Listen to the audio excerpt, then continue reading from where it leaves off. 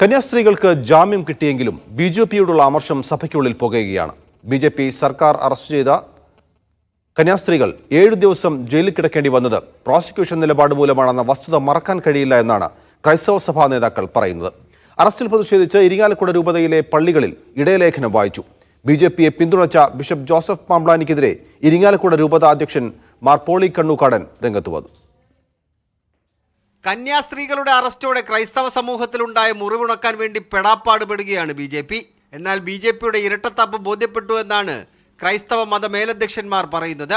ജാമ്യം കിട്ടിയെങ്കിലും കേസ് NIAക്ക് പോകുന്നതും ഛത്തീസ്ഗഡ് സർക്കാരിന്റെ നിലപാടുമെല്ലാം ക്രൈസ്തവ സമൂഹത്തിന് ആശങ്ക ഉണ്ടാക്കുന്നതാണെന്നാണ് വിവിധ സഭകളുടെ നിലപാട്. പഴയ പോലൊരു സമീപനം ബി.ജെ.പിയോട് ഇനി വേണ്ടതില്ലെന്നാണ് ഭൂരിപക്ഷം സഭാധ്യക്ഷന്മാരും പറയുന്നത്. അറസ്റ്റിൽ പ്രതിഷേധിച്ച് തൃശൂർ ഇരിങ്ങാലക്കുട രൂപതയുടെ പള്ളികളിൽ ഇടയലേഖനം വായിച്ചു. അറസ്റ്റിൽ പ്രതിഷേധം തുടരുമെന്നാണ് ഇടയലേഖനത്തിൽ പറയുന്നത്. പാർലമെന്റിനകത്തും പുറത്തും പ്രതിഷേധമുണ്ടായിട്ടും കേന്ദ്ര സർക്കാർ വിഷയത്തിൽ ഇടപെട്ടില്ലെന്നും ഇടയലേഖനത്തിലുണ്ട്. എല്ലാ മതങ്ങൾക്കും രാജ്യത്ത് തുല്യാവകാശമുണ്ടോ എന്ന് വ്യക്തമാക്കണമെന്നും നിലവിലെ സ്ഥിതി ആശങ്കാജനകമാണെന്നും ഫാദർ പോൾ തേലക്കാട് പ്രതികരിച്ചു. പ്രതിഷേധിച്ചപ്പോൾ അവരുടെ പിറകോട്ട് വെച്ചു എന്നുള്ളത് ശരിയാണ്. ഒരു മെഴുക്കുപുരട്ടലാണ്. ആ മെഴുക്കുപുരട്ടലൊക്കെ നമുക്കുണ്ടാക്കാം.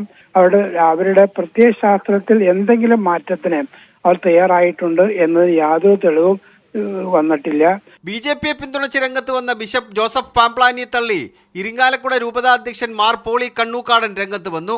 സഭയുടെ നിലപാട് പറയേണ്ടത് സഭാധ്യക്ഷന്മാരാണെന്നും വ്യക്തിപരമായ അഭിപ്രായങ്ങൾ സഭയുടെ അഭിപ്രായമല്ലെന്നും അദ്ദേഹം പറഞ്ഞു. ഏതെങ്കിലും ഒരു വ്യക്തി എന്തെങ്കിലും വിധത്തിൽ അനുകൂലമായിട്ടോ പ്രതികൂലമായിട്ടോ പരാമർശിച്ചാൽ അതുമാത്രമാണ് സഭയുടെ നിലപാട് എന്ന് ആരും കരുതരുത്. സഭയുടെ നിലപാട് എപ്പോഴും ഔദ്യോഗികമായിട്ട് അതിൻ്റെ തലപ്പത്തുള്ളവർ പ്രകടമാക്കാറുണ്ട്.